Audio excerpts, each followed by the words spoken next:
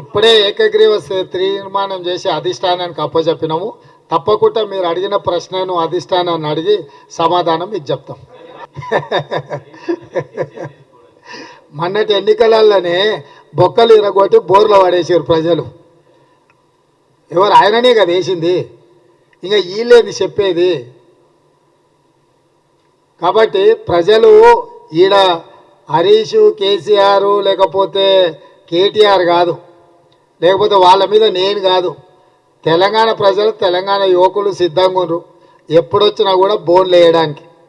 కాబట్టి వాళ్ళంతటా వాళ్ళు డబ్బా కొట్టుకోవడం తప్ప ప్రజల దగ్గర ఏముందా? కామారెడ్డిలో చిత్తుకోడిపోయాడు కేసీఆర్. ఏది కేసీఆర్ మాట్లాడేది ఏంది, నేను వినేది ఏంది? పిల్లి శాపనార్థాలకు ఉట్టి తెగిపడుతుందా? పిల్లులు శాపనార్థం పెడుతూనే ఉంటాయి. ఉట్టి మీద పాలు ఉంటే తాగడానికి అందుబాటులో లేకపోతే పిల్లి కింద కూర్చొని శాపనార్థాలు పెడుతుంటుంది. ఏమున్నాయి వాళ్ళ గురించి మాట్లాడుకోనికే? డెఫినెట్గా అసెంబ్లీలనే ప్రకటిస్తాం. అసెంబ్లీ వస్తూనే ఉంది కదా.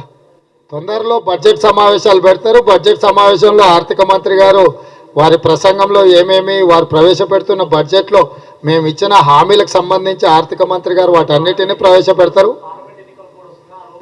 పార్లమెంట్ అసెంబ్లీ ఉన్నప్పుడు పార్లమెంట్ ఎన్నికలు రావు. పార్లమెంట్ కూడా నడుస్తూనే ఉంది. రాని అంటే ఏమున్నది, 100 రోజుల సమయం ఉండనే ఉంది కదా. రమ్మని ఆయనను కూడా ఎమ్మెల్యేలు అందరిని ఆహ్వానించినాం. ఆయనను కూడా రమ్మని ఎవరొద్దు అన్నారు. ఏమన్నా రేపు అందరు ఎమ్మెల్యేలను పిలిచినాం. వాళ్ళు వార్ రూమ్ పెడతామన్నారు గతంలో.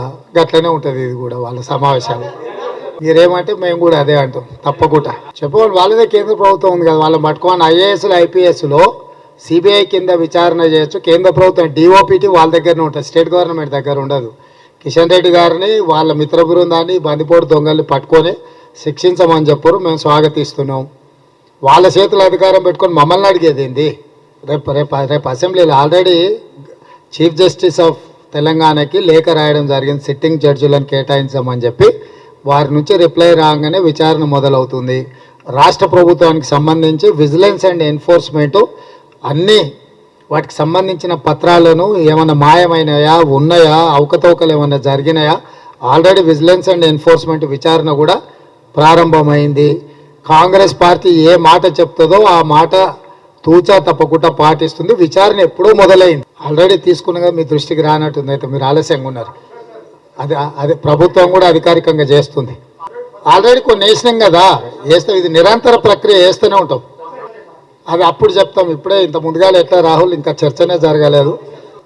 కామెంట్ చేసేది ఉంది. దేవుడు ఆడేది భద్రాచలంలో బ్రహ్మాండమైన రాముడు ఉన్నాడు, వాళ్ళందరిని వచ్చి దర్శనం చేసుకోమని చెప్తున్నాం. బట్టి విక్రమార్క గారు ప్రత్యేకంగా ఏర్పాట్లు చేస్తారు. భద్రాద్రి రాముని భద్రాచలం వచ్చి అందరు భక్తులందరూ దర్శించుకోండి. దేవుడు అనేవాడు దేవుడు. దేవుడికి రాజకీయాలకు, రాజకీయ పార్టీలకు ముడి పెట్టకండి.